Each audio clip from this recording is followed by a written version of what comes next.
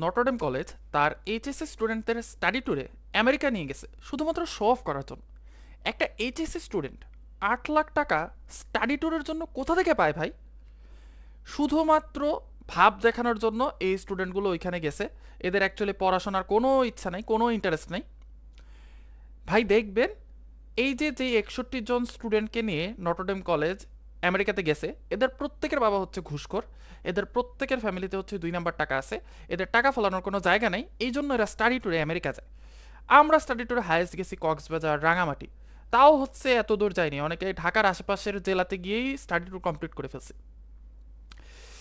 Hello শিক্ষার্থীবৃন্দ, তো আমি হচ্ছে রিসেন্ট খুবই একটা ভাইরাল টপিক, সেটা হচ্ছে নটরডেম কলেজের 61 জন এইচএসসি স্টুডেন্ট এবং আমাদের সম্মানিত অধ্যক্ষ এবং 5 জন শিক্ষক আমেরিকা হচ্ছে স্টাডি ট্যুরে গিয়েছেন। তো সেটা নিয়ে ফেসবুকে, ইউটিউবে বেশ তোলপাড় চলছে যে একটা ইন্টারমিডিয়েটের কলেজের স্টুডেন্টদের জন্য এত দূরে প্রায় 8 লাখ টাকা খরচ করে স্টাডি ট্যুর করাটা কতটুকু বাস্তবসম্মত এবং এটা অ্যাকচুয়ালি কতটুকু উপকারী। এটা কি আসলেই শিক্ষা সফর, নাকি হচ্ছে শুধুমাত্র শো অফ? আবার অনেকে এইভাবে জিনিসটাকে দেখছেন যে নটরডেম কলেজে এক ব্যাচে, যেমন আমি যখন 2020 ব্যাচে ছিলাম তখন প্রায় 2100 স্টুডেন্ট ছিল আমার সায়েন্সে শুধুমাত্র। কমার্স, আর্টস এগুলো মিলিয়ে প্রায় 3000 স্টুডেন্ট এক ব্যাচে। সো এক ব্যাচের এই প্রায় 3000 স্টুডেন্টের মধ্য থেকে মাত্র 61 জন স্টুডেন্টকে নিয়ে স্টাডি ট্যুরে যাওয়াটা কি অন্য স্টুডেন্টদের সাথে বৈষম্য না? সো এই জিনিসগুলো নিয়েই হচ্ছে আমি আজকের এই ভিডিওটাতে আলোচনা করব এবং আমি হচ্ছে নিউট্রাল পয়েন্ট অফ ভিউ থেকে বলবো যে এই স্টাডি ট্যুরটা অ্যাকচুয়ালি কি বাংলাদেশের প্রেক্ষাপটে আসলেই দরকারি, নাকি এটা একটা টাকার অপচয়।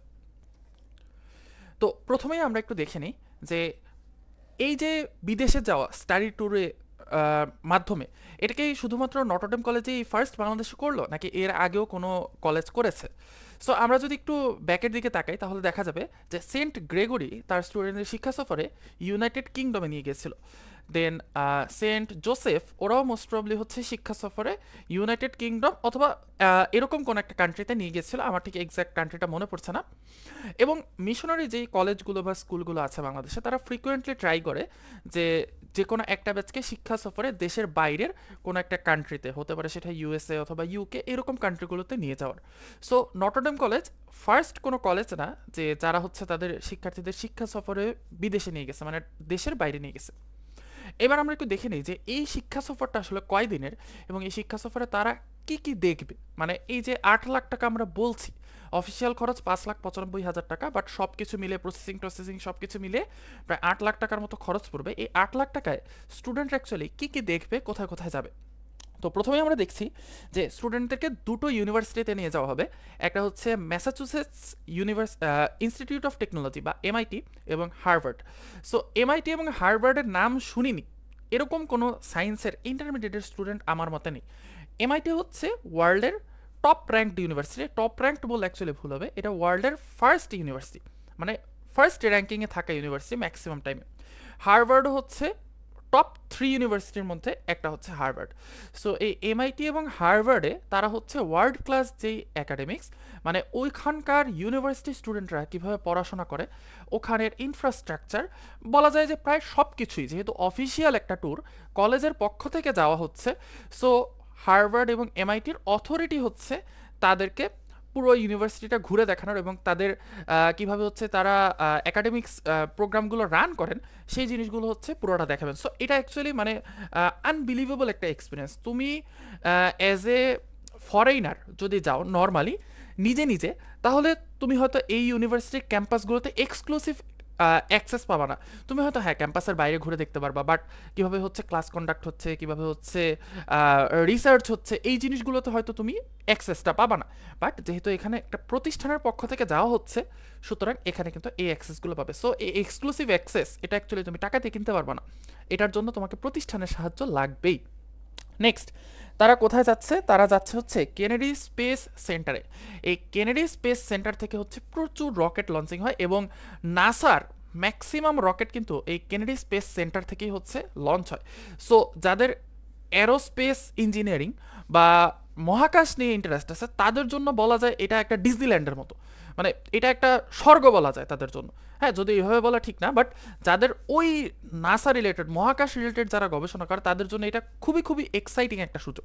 ওকে, এরপর ইউনিভার্সাল স্টুডিওতে তারা যাবে এবং ডিজনিল্যান্ডে তারা যাবে। সো এই দুটোতে মোটামুটি প্রায় সবাই যাইতে পারে চাইলে। সো এই দুইটা নিয়ে আমি আর তেমন কোনো ব্রিফ করতেছি না। আমার কাছে সবচেয়ে লোভনীয় যেই দুইটা জিনিস লাগছে সেটা হচ্ছে তারা এমআইটিতে যাচ্ছে, হার্ভার্ডে যাচ্ছে, এবং সেখানে গিয়ে তারা লিডারশিপ, কমিউনিকেশন এবং গ্লোবাল সিটিজেনশিপ এই নিয়ে হচ্ছে বিভিন্ন সেমিনার টেমিনার এগুলোতে মোস্ট প্রবলি তারা অংশ নেবে, এবং কেনেডি স্পেস সেন্টারে যাচ্ছে। এবং তারা হচ্ছে ওই যে ইউনিভার্সাল স্টুডিও ডিজনিল্যান্ড তো বললাম, তার সাথে তারা নিউ ইয়র্ক সিটি এইটাতে হচ্ছে কলেজের পক্ষ থেকে তারা ঘুরে দেখার সুযোগ পাবে। যদিও এটা প্রাইভেট ফান্ডেড, নিজের টাকায় যারা যাচ্ছে, বাট কলেজ কিন্তু সব কিছু হচ্ছে তাদের জন্য অ্যারেঞ্জ করবে। ওকে, সো এটা তো গেল তারা কোথায় কোথায় ঘুরে দেখতে পারবে। এইবার সবচেয়ে ইম্পর্টেন্ট যে জিনিসটা, এই যে 61 জন স্টুডেন্ট এরা যখন ভিসা প্রসেসিংয়ে গেছে, এদের 61 জনের ভিসা প্রসেসিং হইতে সময় লাগছে মাত্র একদিন। তোমরা যারা ইউএসএ ইমিগ্রেশন নিয়ে মোটামুটি আইডিয়া রাখো, এদের প্রত্যেকে কিন্তু ট্যুরিস্ট ভিসা। বাংলাদেশ থেকে এখন ইউএসএতে হচ্ছে প্রেসিডেন্ট হিসেবে আছেন ডোনাল্ড ট্রাম্প ইউএসএতে আসার পর, প্রেসিডেন্ট হিসেবে আসার পর ট্যুরিস্ট ভিসা বাংলাদেশ থেকে দেয়া বলতে গেলে বন্ধ। কয়েক মাস ওয়েট করলেও ভিসা পাওয়া যাচ্ছে না। বাট এই 61 জনের ভিসা হয়েছে মাত্র একদিনে। তাহলে চিন্তা করো নটরডেম কলেজ এই জায়গাতে কতটুকু প্রভাব খাটাইতে পারছে, যে একদিনে 61 জনের ভিসা অ্যাপ্রুভ হয়ে গেছে, এবং সেটা ট্যুরিস্ট ভিসা। শুধু ভিসা অ্যাপ্রুভই না, যারা হচ্ছে ভবিষ্যতে, এই স্টুডেন্টগুলোর মধ্যে যারা ভবিষ্যতে বাইরে পড়তে যাবে, সেটা হইতে পারে ইউএসএ অথবা ইউকে অথবা Canada, what ever the countries, Australia, যে কোনো দেশে যদি তারা যেতে চায়, তোমরা জানো যে একটা পাসপোর্টের মধ্যে যত বেশি দেশের ভিসার সিল থাকে, ওই পাসপোর্টটা কিন্তু তত বেশি ভারী হয়।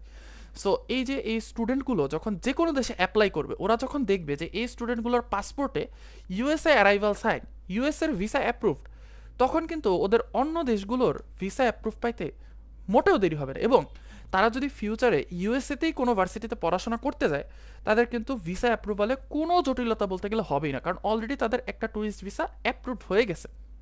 ওকে, সো এই সুযোগ বাংলাদেশের অনেক মানুষ 20 লাখ 25 লাখ 1 কোটি টাকা নিয়ে বসে আছে যে আমেরিকাতে জাস্ট ট্যুরিস্ট ভিসাতে তারা যাবে, কিন্তু আমেরিকা কিন্তু অ্যাক্সেস দিচ্ছে না।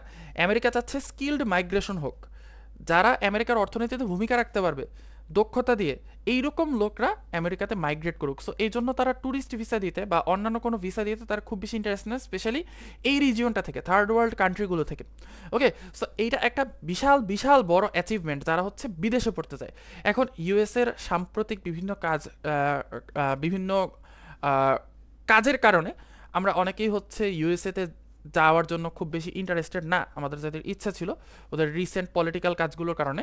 বাট স্টিল তুমি যদি ইউএসএ বাদে অন্য যে কোনো দেশে যাইতে চাও, তাহলে কিন্তু তোমার এই যে ইউএসএর মধ্যে যে ভিসার সিলটা পড়ছে, এটা কিন্তু অনেক বেশি হেল্প করবে।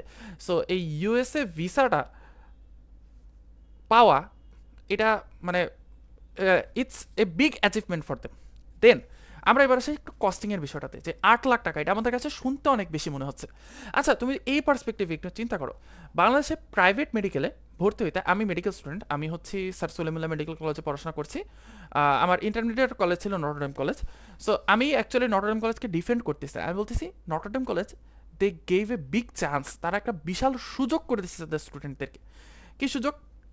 যেমন যেটা বলতেছিলাম যে আমাদের প্রাইভেট মেডিকেল কলেজগুলোতে কিন্তু ভর্তি হইতে প্রায় 40 লাখ প্লাস টাকা লাগে। আমি যেহেতু মেডিকেল কোচিং করাই, মোটামুটি আমার আইডিয়া আছে, যদি আমি সরকারি মেডিকেলে পড়ি তারপরে।